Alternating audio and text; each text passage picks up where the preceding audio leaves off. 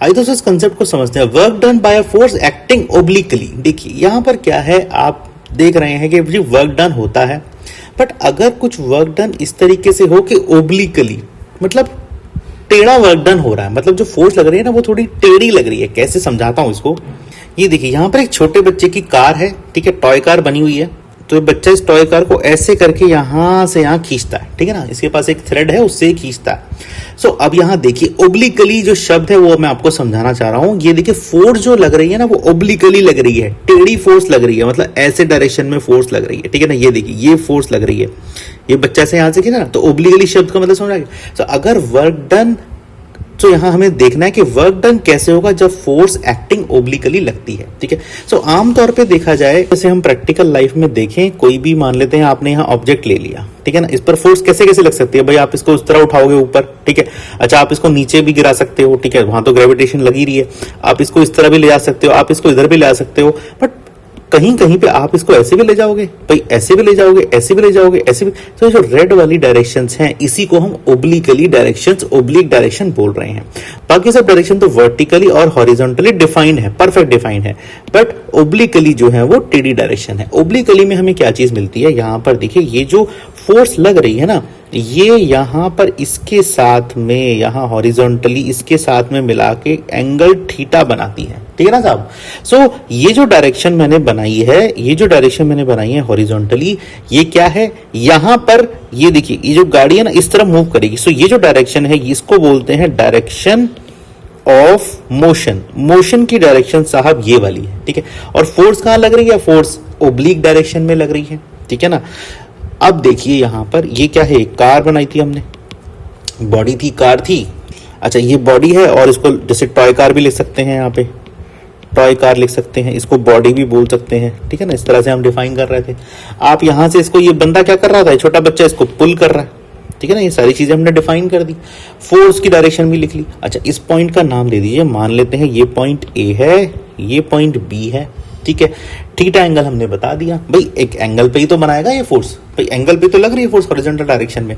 अच्छा अगर हम कुछ इसको इस तरह से देखें तो ये एक चीज हो गई। सो आपको यहां पर देखिए डायरेक्शन ऑफ मोशन मिल गया, और ये डायरेक्शन ऑफ मोशन क्या है, ए बी और ओ यहां लिख देते हैं, ओ यहां लिख देते हैं। सो डायरेक्शन ऑफ मोशन है आपका ए ओ, और डायरेक्शन ऑफ अप्लाइड फोर्स, जो अप्लाइड फोर्स है उसका डायरेक्शन क्या है साहब, उसका डायरेक्शन है ए बी, ठीक है ना।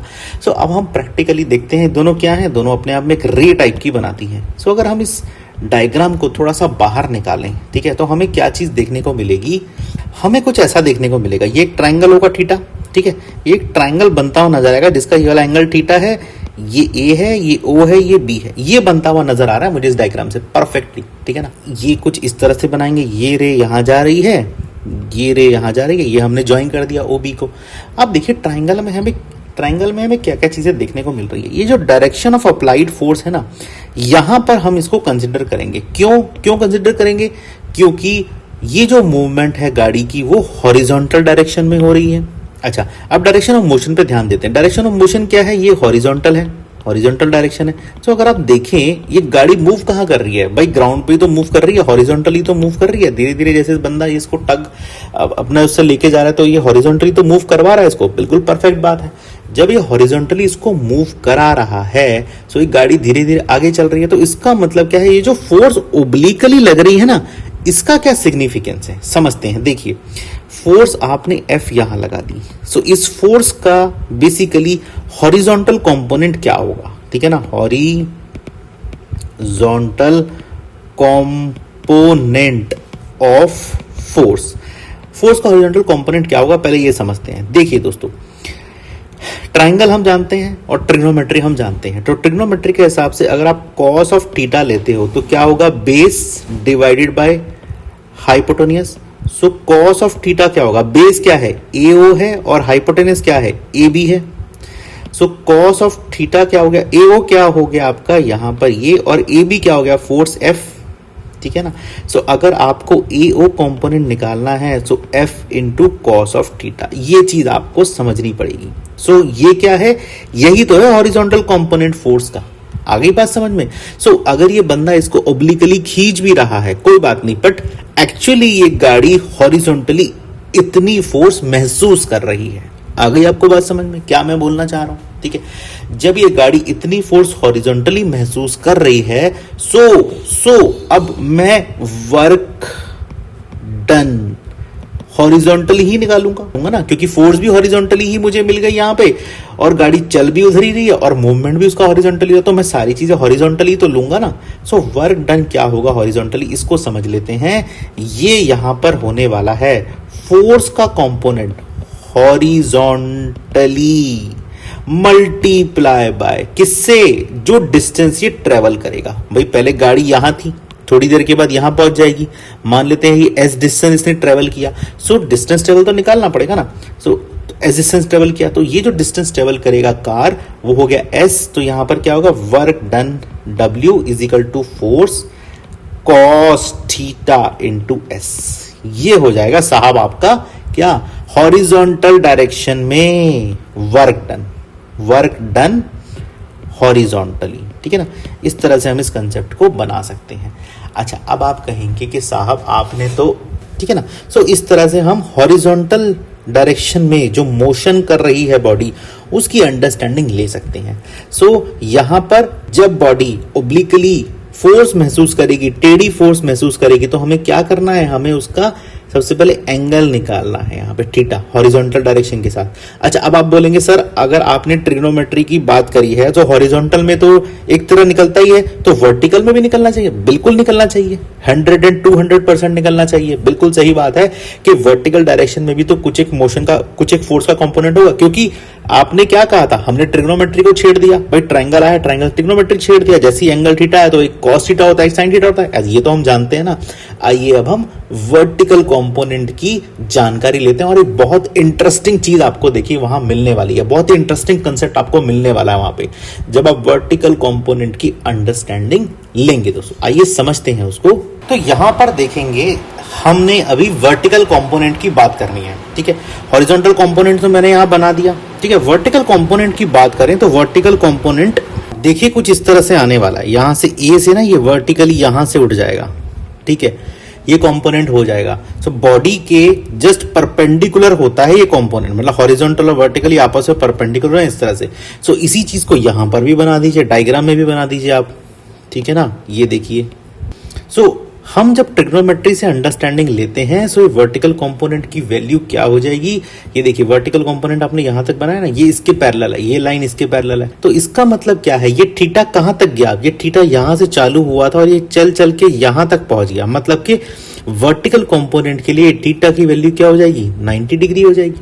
अब यहां पर इसी चीज को कर दीजिए, ये 90 डिग्री किसका होगा, कॉस का होगा, तो यहां पर आपको क्या मिलने वाला है, ये जो कंपोनेंट है ना, ये होगा F cos of 90 degree. Cos of 90 degree कितना होता है, कॉस ऑफ 90 डिग्री 0 होता है, तो यहां पर ये जो वर्टिकल कंपोनेंट है ये आपका परफेक्टली यहां क्या हो जाएगा, 0 हो जाएगा। ये हमने यहां अंडरस्टैंडिंग ली, ठीक है ना। कॉस 90 डिग्री कैसे आया समझ आ गया ना। सो वर्टिकल कंपोनेंट क्या हो जाएगा, इज इक्वल टू 0, ठीक है ना। तो फोर्स का वर्टिकल कंपोनेंट बोल रहा हूं मैं, ठीक है ना, ये जो फोर्स जा रही है यहां से। सो ये जो हमने ओब्लिक फोर्स बनाई थी, इसका वर्टिकल कंपोनेंट यहां देखिए इस तरह से आने वाला है, ठीक है ना, ये v लिख दीजिए।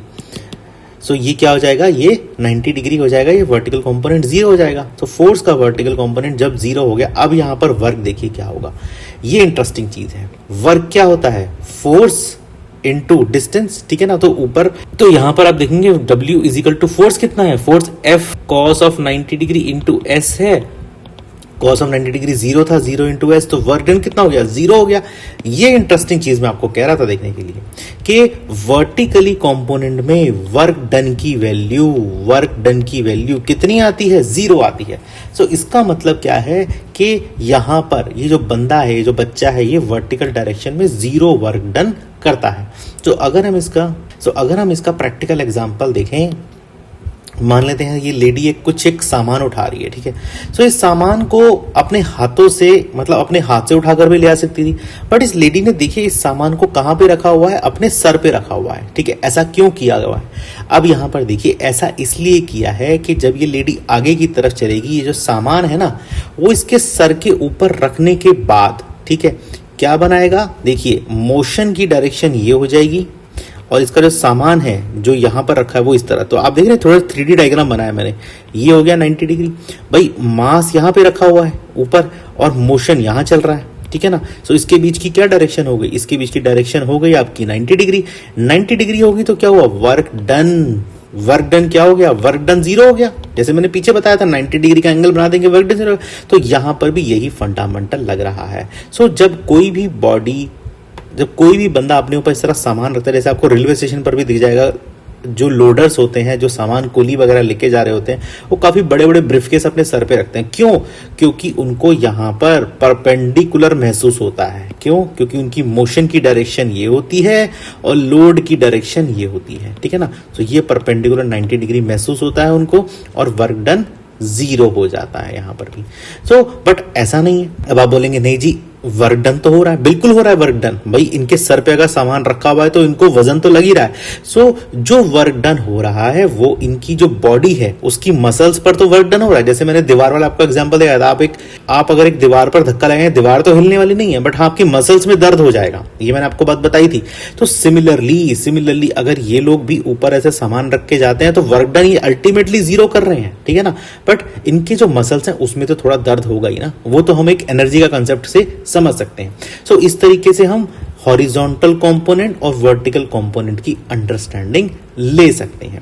सो आप देखेंगे जैसे प्रैक्टिकल लाइफ में इसी तरह से ग्रेविटेशनल जो फोर्स होती है ना, जैसे कि इसी एग्जांपल में देखिए कि ग्रेविटेशनल फोर्स इस सामान पे नीचे की तरफ लग रही थी और मोशन मान लेते हैं इधर होता है। सो जी नीचे लग रहा है और एम इधर आ रहा है, तो जी क्या है, एक तरह की भाई ग्रेविटेशनल फोर्स ही तो है और यहाँ पर 90 डिग्री बना रहा है तो वर्क डन 0 हो जाएगा। cos theta cos 90 degree is equal to 0। So muscles work done कर रही हैं बट वैसे कुछ वर्क डन यहाँ पर नहीं हो रहा है। सो मैथमेटिकली हम वर्क डन को 0 बोल सकते हैं। इस तरह से हम एग्जांपल ले सकते हैं जब वर्क डन 0 होता है। सो वर्टिकल कंपोनेंट जो होता है ओब्लीक फोर्स में, उससे वर्क डन हमें 0 निकलता है। तभी देखिए यहाँ बॉडी ऊपर की तरफ नहीं मुड़ रही है, सीधी जा रही है ना, क्योंकि वर्क डन जो है वो सीधे डायरेक्शन में ग्रेटर देन 0 हुआ है। इस तरह से हम इस टॉपिक की अंडरस्टैंडिंग ले सकते हैं। सो आइए देखते हैं work done in a circular motion. तो सर्कुलर मोशन में वर्क डन कैसे होता है इसको समझते हैं एक बारी। देखिए ये हमने एक सर्कुलर शेप बना ली, ठीक है। यहां पर क्या है, बेसिकली यहां पर अगर मान लेते हैं ये जो मास है, ठीक है ना, ये सर्कुलर मोशन में घूम रहा है, मतलब जो इसका मोशन है, मोशन हर इंस्टेंट पे उसकी डायरेक्शन चेंज होगी। अभी मोशन इस तरह से घूम रहा है, ठीक है ना, अब ये बॉडी इस तरह से घूम रही है, मोशन इस तरह से हो रहा है। सो हम कंसेप्ट क्या जानते हैं, जो भी बॉडी सर्कुलर मोशन में घूमती है उस पर सेंटर की तरफ से एक फोर्स लग रही होती है, ठीक है ना। वो जो फोर्स होती है उसका नाम क्या होता है, वो सेंट्रीपिटल फोर्स होती है, हम जानते हैं। अब ये फोर्स कहां लग रही होती है, टुवर्ड्स सेंटर, टुवर्ड्स सेंटर ये फोर्स लग रही होती है, ठीक है। मोशन क्या है, सर्कुलर में जा रहा है। अब यहां पर फंडामेंटली देखिए मोशन और फोर्स की जो मैपिंग है, जो पोजीशनिंग है वो देखते हैं। देखिए मोशन कहां है, मोशन नीचे है, ठीक है, और फोर्स कहां है, फोर्स अंदर की तरफ लग रही है। इनके बीच का एंगल अगर देखेंगे ना, ये 90 डिग्री होता है, ठीक है ना। ये एक बात हो गई, 90 डिग्री हो गया तो यहां पर मैंने क्या कहा था, आपको पीछे बताया था मैंने कंसेप्ट कि जब 90 डिग्री हो जाएगा तो वर्टिकल कंपोनेंट क्या है, वर्टिकल कंपोनेंट cos 90 निकालेंगे, cos 90 से क्या होगा, फोर्स जो होगी वर्टिकल डायरेक्शन में, अगर हम इस फोर्स को ना यहां पर इस मोशन के डायरेक्शन में लेके जाएंगे, यहां पर लेके जाएंगे, ठीक है ना, क्योंकि मोशन के डायरेक्शन में फोर्स को नापना है वर्क डन के लिए, तो यहां लेके जाएंगे तो पूरा 90 डिग्री कवर करना पड़ेगा। तो यहां कंपोनेंट क्या हो जाएगा फोर्स का, यहां हो जाएगा F cos of 90 degree is equal to 0। So force जो है यहां पर इस तरह से 90 डिग्री जो है 0 लग रही है, इसका मतलब वर्क डन जो है वो 0 हो रहा है, ठीक है ना। सो जब सर्कुलर मोशन में बॉडी घूमती है उस पर जो वर्क डन होता है वो 0 होता है, ये हम कंक्लूजन निकाले। तो circular motion, so body will do 0 work done in a circular motion में जो वर्क डन है वो 0 होता है। यही हम प्लैनेट्स में देख लेते हैं। जो सन होता है बेसिकली, सन के आसपास देखिए प्लैनेट्स घूम रहे हैं। अच्छा, प्लैनेट्स के आसपास देखिए क्या होता है, सैटेलाइट्स वगैरह घूमते हैं सर्कुलर शेप में। सो यहां पर क्या होता है, यहां पर भी सेम चीज हो रही है, बस सर्कुलर मोशन ही तो हो रहा है। तो इसका मतलब वर्क डन कितना है, वर्क डन यहां पर भी जीरो ही होता है। सो अर्थ जो है देखिए वो अगर घूम रहा है सन के आसपास तो वो सर्कुलर मोशन है, तो इसका मतलब वो भी वर्क डन जीरो करता है। सैटेलाइट घूम रहे हैं अर्थ के आसपास, वो भी वर्क डन जीरो करते हैं। सो सर्कुलर मोशन में जो वर्क डन का कंसेप्ट है उसको हम यहाँ जीरो बोलते हैं। एक बात हो गई। अच्छा, एक और कंसेप्ट देखते हैं, work done when force act opposite to the direction of motion. इसको समझ लेते हैं। ये देखिए डायग्राम बना लेते हैं। यहाँ पर क्या है, ये बंदा ना इस डायरेक्शन में फोर्स लगा रहा है, ठीक है जी साहब, ये बॉक्स है, ठीक है।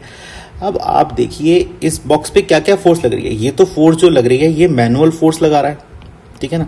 अब जब ये बॉक्स यहाँ पर ग्राउंड पर रखा हुआ है, ये जो ग्राउंड पर ये बॉक्स रखा हुआ है, सो क्या एक और फंडामेंटल आता है कि ग्राउंड भी इस बॉक्स के ऊपर कोई फोर्स लगा रही है। ये क्या होती है, ये फ्रिक्शन फोर्स होती है, फ्रिक्शनल फोर्स होती है। ये किस डायरेक्शन में लगती है, ये अपोजिट डायरेक्शन में लगती है, ठीक है ना। सो अगर अपोजिट डायरेक्शन में फोर्स लग रही है, force act opposite to the direction of motion. अच्छा, फोर्स जो मोशन की डायरेक्शन थी तो वो ये वाली थी, राइट साइड में मोशन हो रहा था, और जो फ्रिक्शन फोर्स लग रही थी वो लेफ्ट साइड में लग रही है। सो अपोजिट हो गई। सो उस केस में वर्क डन क्या होगा, बना लेते हैं इसको भी। देखिए ये वाली जो फोर्स है F इधर लग रही है और फ्रिक्शन फोर्स यहां लग रही है F C, ऐसे लिख देते हैं।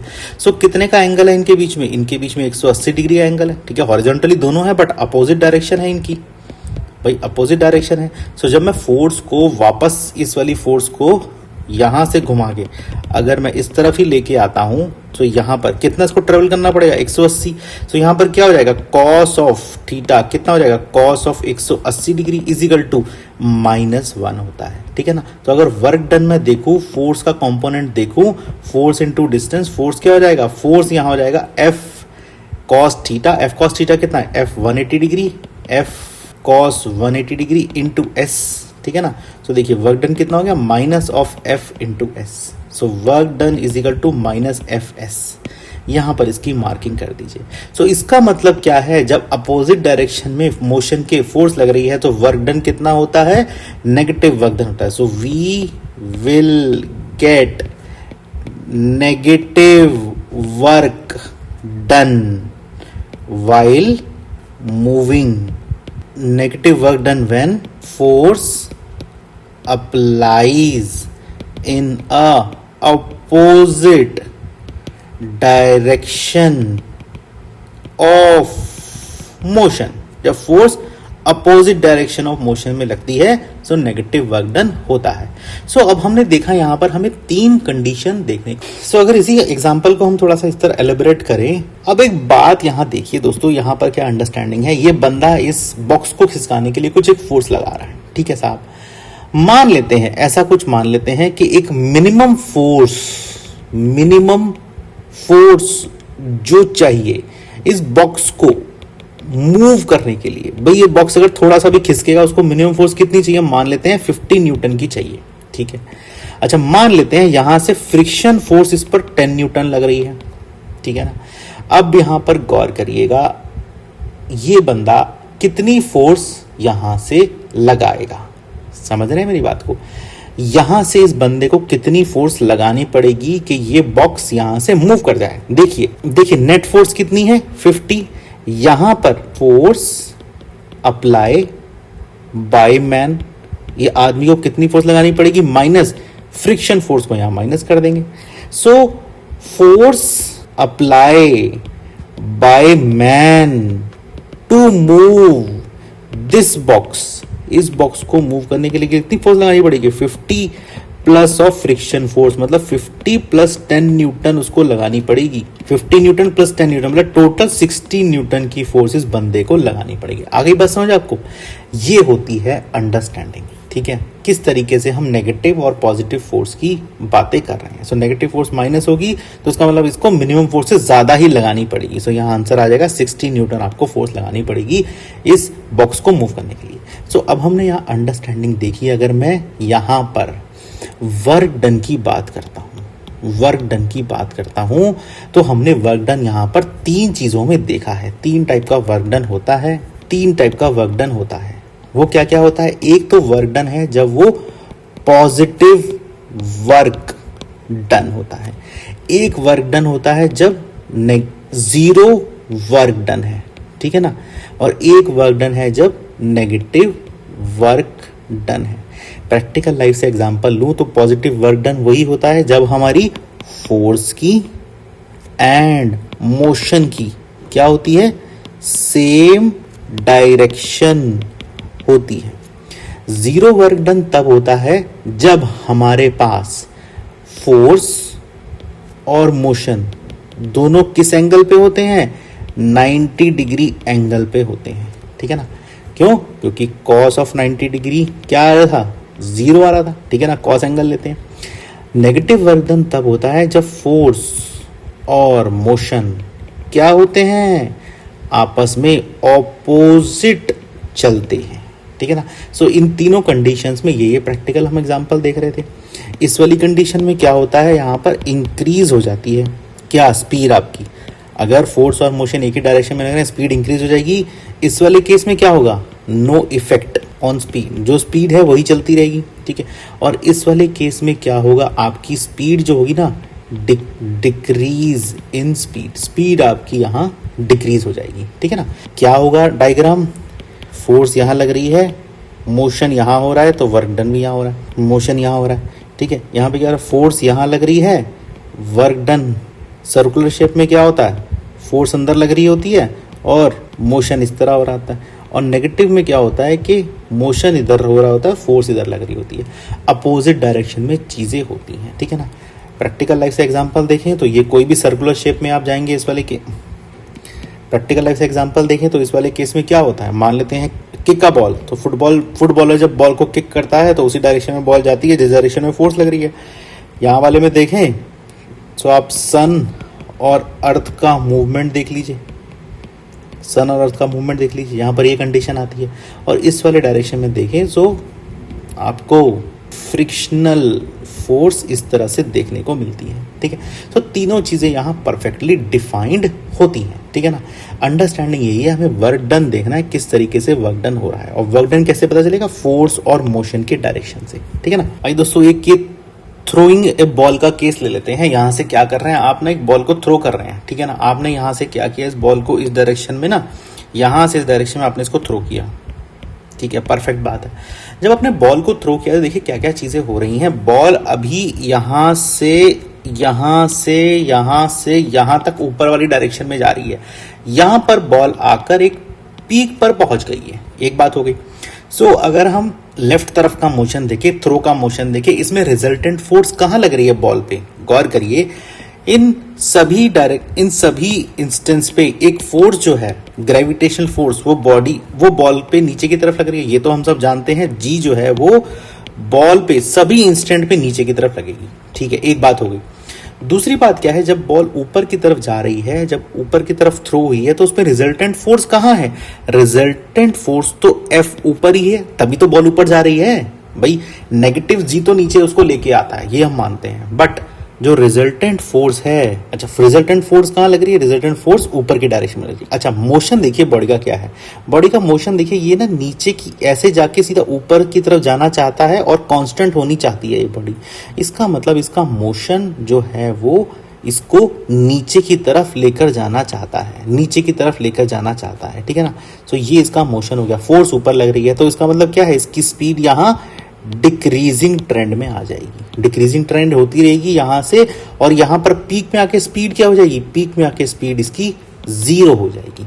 ठीक है ना, स्पीड जीरो इसलिए रहेगी क्योंकि जो देखिए जी नीचे है और जो मोशन की डायरेक्शन है वो इधर आ गई। जी और एम में क्या बना, 90 डिग्री बना, तो कॉस 90 डिग्री। तो इसका मतलब क्या है, यहाँ रिजल्टेंट वर्क डन क्या होगा, at peak resultant work done is equal to zero, यहाँ पर जीरो होगा। अब नीचे की डायरेक्शन पकड़ लेते हैं। अब ये बॉल नीचे की तरफ आ रही है, जब नीचे की तरफ आ रही है गौर करिएगा, ये देखिए पॉजिटिव एंगल बनाता है, मोशन भी इधर हो रहा है और फोर्स भी, रिजल्टेंट फोर्स भी नीचे लग रही है। तो लिख दीजिए रिजल्टेंट फोर्स भी नीचे लग रही है। ठीक है ना, और मोशन भी नीचे हो रहा है। सो दोनों नीचे हो रहा है। स्पीड क्या होगी, स्पीड क्या होगी, स्पीड इसकी इंक्रीज हो जाएगी। देखिए ना, नीचे की तरफ जब बॉल आती है काफी तेज से आती है, ऊपर जब जाती है धीरे धीरे धीरे यहाँ पर आकर जीरो पर, स्पीड इसकी जब जीरो होती है ना, जीरो हो जाती है फिर। इसलिए यहाँ पर क्या होगा, यहाँ पर पॉजिटिव वर्क डन होगा। ठीक है ना, यहाँ पर इस वाले केस में नेगेटिव वर्क डन होगा। और यहां वाले केस में तो मैंने बता ही दिया आपको, work done is equal to 0 होगा। सो ये थ्रोइंग ऑफ बॉल का टिपिकल एग्जांपल है जहां पर आपको रिजल्टेंट फोर्स और मोशन के हिसाब से नेगेटिव, पॉजिटिव और 0 वर्क डन दिखता है। इस तरीके से हम इस कंप्लीट वर्क डन की अंडरस्टैंडिंग ले सकते हैं, इस टॉपिक को कंप्लीटली समझ सकते हैं।